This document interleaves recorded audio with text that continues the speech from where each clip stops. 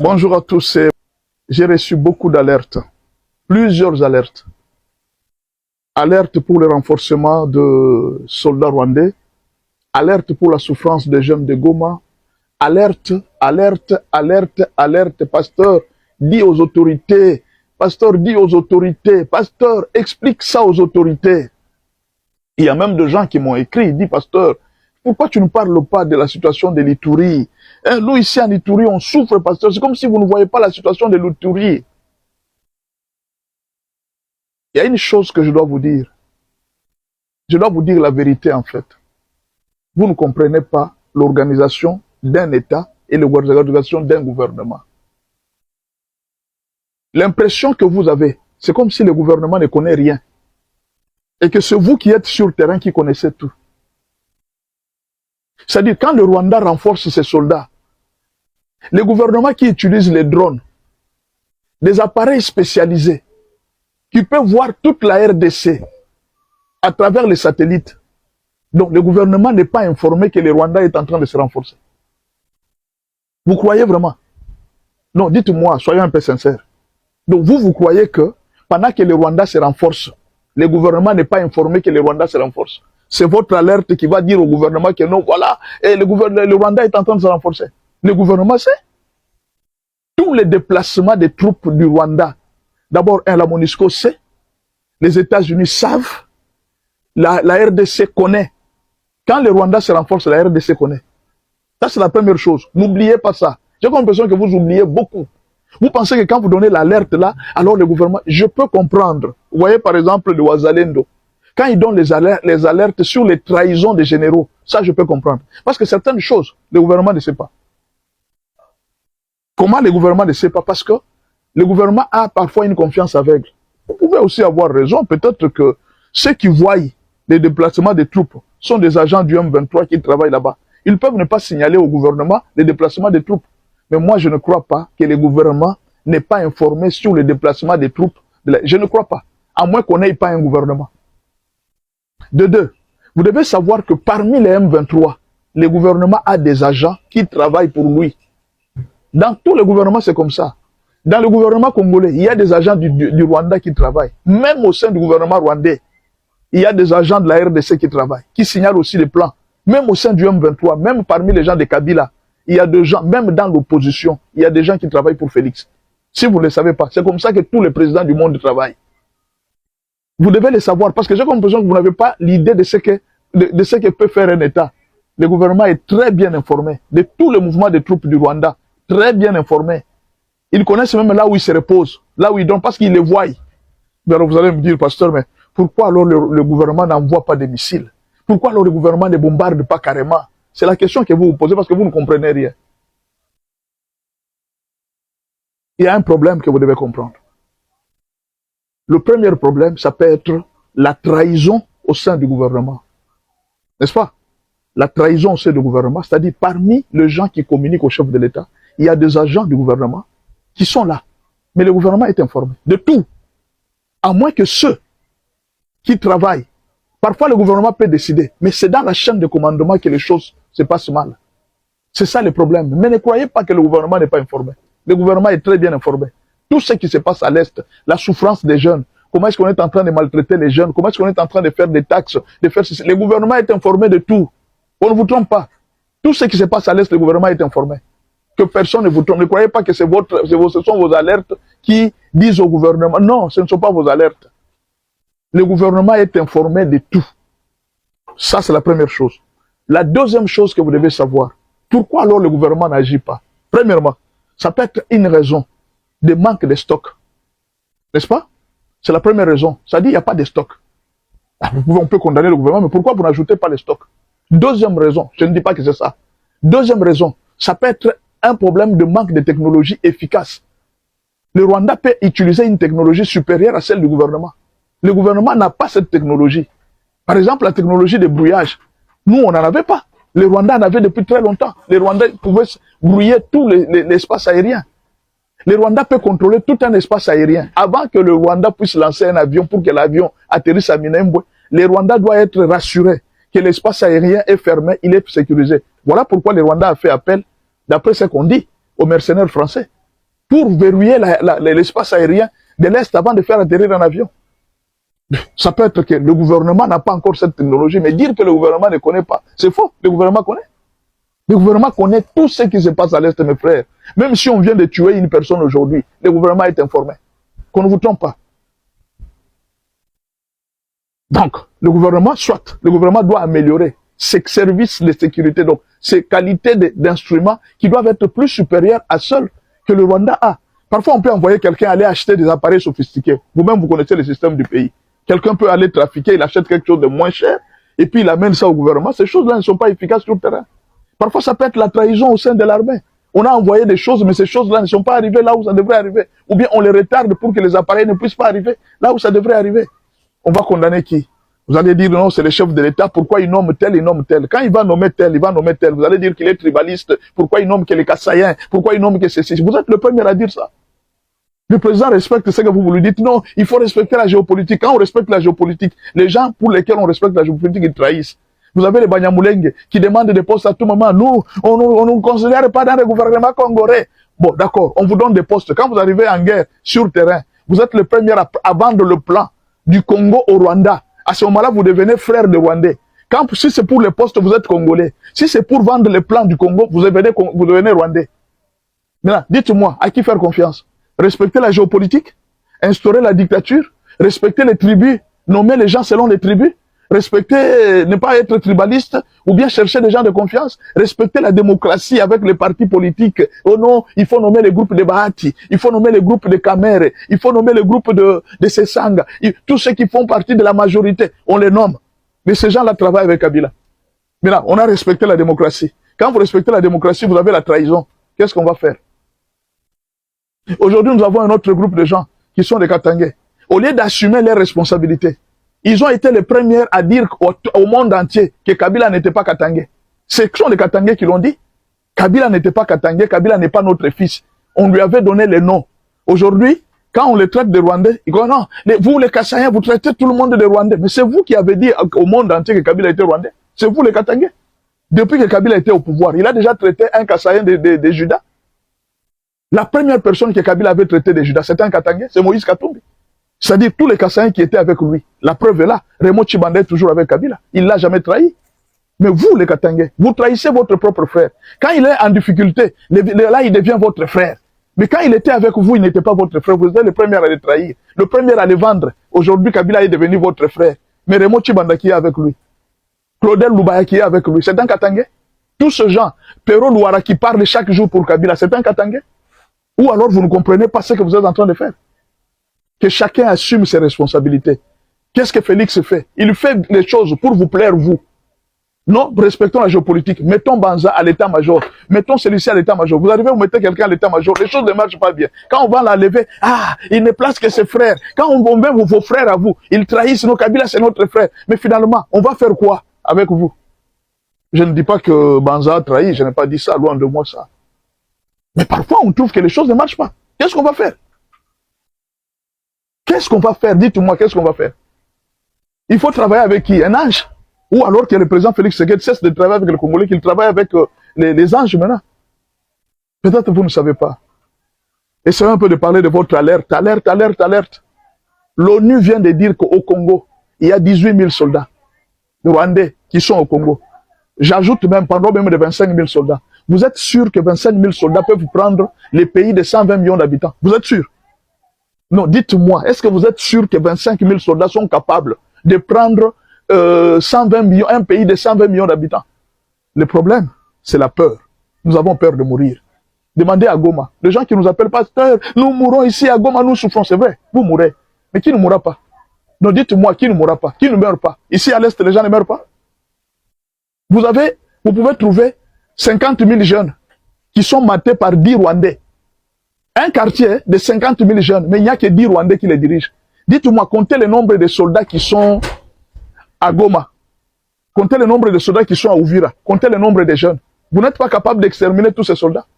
Pourquoi? Parce que les Tutsis savent que nous avons peur de la mort. Et c'est là qu'ils sont en train de nous dominer. Le jour où nous allons enlever la peur de la mort, les jours où nous allons décider et dire nous allons mourir, attendez-vous qu'il y aura des choses qui vont changer demain. Suivez-moi dans la deuxième partie. Je vais ajouter la deuxième partie. Que Dieu vous bénisse. Nous vous disons merci. Hein. Votre écho est parti très loin. Vous tous qui partagez nos vidéos, ça arrive très loin à cause de vos partages, à cause de vos commentaires.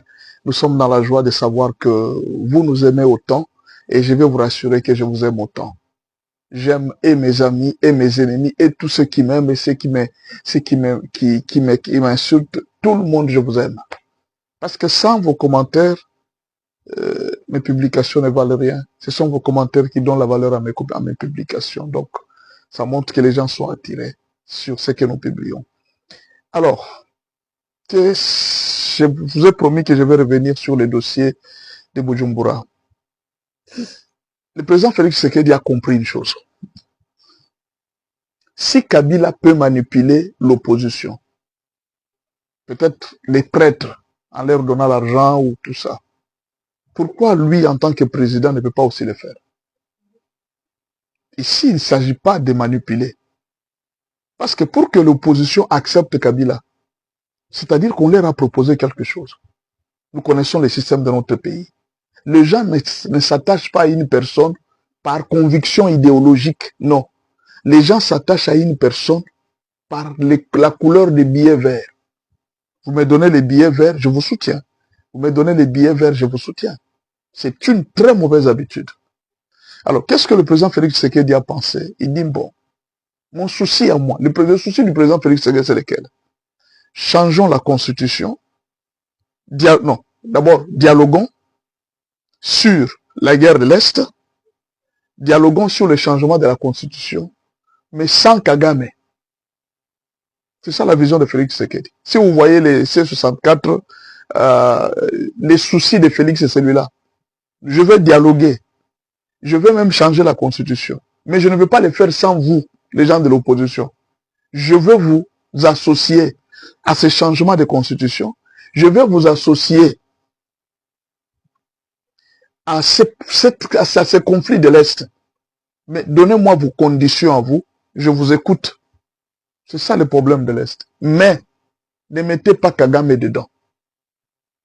Voilà le problème de Félix Tshisekedi. Tout sauf Kagame. Et tous ceux qui travaillent avec eux, avec lui, c'est-à-dire Nanga, Kabila et les autres, ne les mettez pas dans ce projet. Alors, ce qui fait que les représentants de Kabila sont arrivés à Bujumbura, ils ont été rejetés. Et vous avez vu José Makila, il est venu déclarer, il dit non, non, nous n'allons pas parler, Sauvons le Congo ne va pas participer. Non, mais pourquoi ne pas parler seulement du M23? Mais finalement, est-ce que Félix Tshisekedi a un problème avec Kabila? Non. Ce que le président Félix Tshisekedi reproche à Kabila, c'est d'avoir pris part à une rébellion.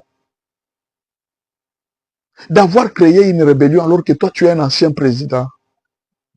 Ce qui fait mal au président Tshisekedi, ce n'est pas le fait seulement des soucis seulement d'avoir le pouvoir pour le pouvoir, non. Comment toi tu es un ancien président? Tu acceptes qu'on tue le peuple? Tu ne condamnes pas. Tu te tais. Au nom du silence. Non, tu te tais au nom du silence. Tu ne peux même pas dire, même pas un seul jour. Nous condamnons les massacres des M23. Même pas un seul jour. Et voilà maintenant les rapports de l'ONU. Beaucoup de gens pensaient que Félix Tshisekedi avait de la haine. Non, non, l'ONU vient de confirmer. Les Américains viennent de confirmer que Kabila, effectivement, il voulait prendre la position, il voulait devenir chef. C'est lui qu'on a déjà promis pour devenir chef du M23. Il doit remplacer Nanga. Il y avait beaucoup de conflits entre eux. Et ces conflits, ça c'est l'ONU. Ce n'est pas Félix, ce n'est pas l'IDPS, ce n'est pas... Non, non, c'est l'ONU. C'est ce que moi j'ai dit aux frères Katangé et aux autres. Ayez le temps de suivre toutes les informations. Ne soyez pas là. On est en train de vous tromper par Pero Luara, par Bibika Pinga, et vous restez là en train de suivre. Non. Suivez toutes les autres informations. Même celles qui ne vous font pas, qui vous font mal. Nous suivons toutes les informations. Nous suivons parfois Pero Luara. Nous suivons parfois Bibika Pinga. Nous suivons parfois Paulette Kimuntu. Nous suivons toutes les informations. Nous écoutons. Pas avec un œil de discussion ou de sentiments, mais un œil de discernement pour connaître où se cache la vérité. Parce que tous les journalistes ne disent pas la vérité. Mais il n'y a pas de fumée sans feu. Quand un journaliste vous propose une information, vous devez analyser, vous devez faire des recherches, Vous, votre problème, c'est quoi? Quand vous ramassez une information comme ça, vous confirmez. Il ne faut pas confirmer une information tant que vous n'avez pas fait de recherche. On vous dit que Kabila est dans la rébellion. Il est M23. Non, c'est la honte, c'est le tribalisme, c'est tout ça. Donc aujourd'hui, je peux dire que l'ONU aussi est devenue tribaliste. Les rapports que l'ONU a fait, les sanctions que les Américains ont données à Kabila, de tout ça là, les Américains aussi sont devenus des tribalistes, ils sont aussi membres de l'IDPS. Il ne faut pas vous rabaisser trop bas comme ce que j'ai vu avec Prince Epenge. On t'appelle sur un plateau de gens qui ne sont pas de nationalité congolaise. Ah, tous les gens de plateau là sont des gens de l'IDPS. Ça, c'est quel genre de débat? Vous ne voulez pas qu'on vous dise la vérité? Kabila, mes frères, est dans le pétrin. Kabila est dans la merde. Je vous dis la vérité. Si vous ne comprenez pas, je vous le répète. Kabila est dans la merde. Il est dans des grisants, dans un grand pétrin. Kagame lui a cherché beaucoup de problèmes. Il y a première question que vous pouvez vous poser. Vous trouvez normal un milliardaire se retrouver à Goma, là où il y a la guerre? Un milliardaire. La question que vous devez vous poser, est-ce que la richesse de Kabila lui appartient? Est-ce que ce n'est pas Kagame qui en est le propriétaire? On ne sait pas. Ce sont des questions qu'on se pose. C'est juste quand on observe. Ce qu'on a compris, c'est que Kabila est aussi esclave de Kagame. C'est-à-dire, il ne peut pas bouger. Tout ce qu'il fait, ce n'est pas que c'est lui. C'est Kagame qui est en train de dicter. Vous avez vu, Kagame, il a sorti d'autres dossiers. Oh, d'ailleurs, Félix, on lui avait donné les pouvoirs. Moi, je pensais que Kabila, comme il lui a donné les pouvoirs, il ferait quelque chose de bien, mais alors que c'était vraiment une erreur que Kabila lui a donné les pouvoirs. Il était venu dans les bureaux comme ça, on lui a donné les pouvoirs. Ce n'est pas un problème. Qu'on lui ait donné les pouvoirs. Qu'on lui ait fait quoi? Toute autorité vient de Dieu. Toute autorité vient de Dieu. Maintenant, les grands problèmes, c'est lesquels? Félix a pris la décision de travailler maintenant avec l'opposition pour améliorer les conditions de vie. C'était ça la mission de Ndayishimiye. Je vais travailler avec vous. Qu'on ne se déchire pas. C'est une opportunité qu'on leur donne. Maintenant, le mal de l'opposition, c'est quoi? On va voir maintenant. Et c'est en même temps une opportunité et en même temps un piège. On va voir si ce que Félix leur propose, on va voir s'ils vont continuer à épouser le point de vue de Kabila. Parce que Kabila n'est pas d'accord. Kagame n'est pas d'accord. Si Kagame a dit qu'il ne quittera pas le Congo, c'est parce qu'il n'a pas été d'accord avec ce que Ndayishimiye a fait. Eux, ils voulaient que les M23 soient dedans. Ils voulaient que les M23 soient associés dans ce combat. Mais ils se sont rendus compte que les M23 n'est pas associé. Kabila, le Sauvons le Congo n'est pas associé. Or, Sauvons le Congo, c'est la branche du M23, c'est la branche de Kagame. M23, c'est la branche de Kagame. Mais ces deux groupes de Kagame ne sont pas associés. Maintenant, ils ont travaillé avec les opposants. Or, ils n'ont pas très confiance aux opposants parce que les opposants sont des personnes changeantes. Elles peuvent changer d'un moment à l'autre. Les opposants sont comme ça. Ils peuvent avoir une opportunité, ils changent encore. Donc, Kagame et Kabila ne comptent pas trop sur les opposants. Kagame compte beaucoup sur le M23 et sur les Sauvons le Congo. Or, ces deux mouvements n'ont pas été invités. Les opposants, ils ne comptent pas. Les prêtres peuvent changer. Ils le savent. Alors, Félix a pris la décision. Il va dans cette direction-là. Donc, tout ce que vous êtes en train de voir là, on est en train de préparer deux choses. Premièrement, les dialogues intercongolais sans Kabila. Et deuxièmement, le changement de la constitution d'après le point de vue de tout le monde. Si même les opposants vont dire à Félix, ils disent, bon, nous acceptons que tu changes la constitution, mais que tu ne te représentes plus. Or, quand on change la constitution, on est à la 4e République, Félix sera obligé de se représenter. Vous voyez? Il est possible que de Bujumbura sorte une coalition républicaine, où les opposants changeront de camp. Ils vont tous accepter, bon, d'accord, nous acceptons le changement, pourvu que vous puissiez faire ça. Ils peuvent lui dire que non, bon, nous ne voulons pas que tu te représentes aux élections. Ils peuvent proposer autre chose. Ils peuvent dire que nous voulons que tu changes ça, que tu changes ça. On ne sait pas ce que les opposants ont proposé à Ndayishimiye par rapport à cette proposition de Félix Tshisekedi. S'ils ne veulent pas, on va comprendre que non, Kabila leur a dit non, niet, moi je veux qu'on continue l'opposition telle qu'elle. Ce sera le point de vue de Kagame et ils seront piégés devant la population. Mais vous avez dit que Félix n'aime pas les négociations. Il vous a appelé pour le dialogue. Maintenant, pourquoi vous ne voulez plus le dialogue? Vous voyez? C'est en même temps une opportunité pour eux et en même temps un piège. Parce qu'ils rendront compte à la population. Voilà les problèmes tels que je vous présente, ce qui se passe à Bujumbura. Merci beaucoup et à la prochaine. 1 km barré à PCR, 1 km barré à PCR, 1 km barré à PCR. Ba barrière oyo ya mbongo. Ba barrière illicite. Au boza kotia 1 km barré à PCR, 1 km barré à PCR, 1 km barré à PCR. Tina bamboka mike mike boza kotia PCR. Mutu aza na velo na ye, il faut apesa mbongo. Mutu aleka na koli na ye, mbongo. Makambo wana esili lelo abo pia. Yokani? Yokani? Papa Bokeba. Bokeba batela bomo ina yo. Soki bo bateli population malamu te, population oyo akolinga bino te. Population elingaka ba soda pe ba policier oyo baza ko batela bango. Nous sommes arrivés à la fin de cette édition. Merci à vous de nous avoir suivis jusqu'ici.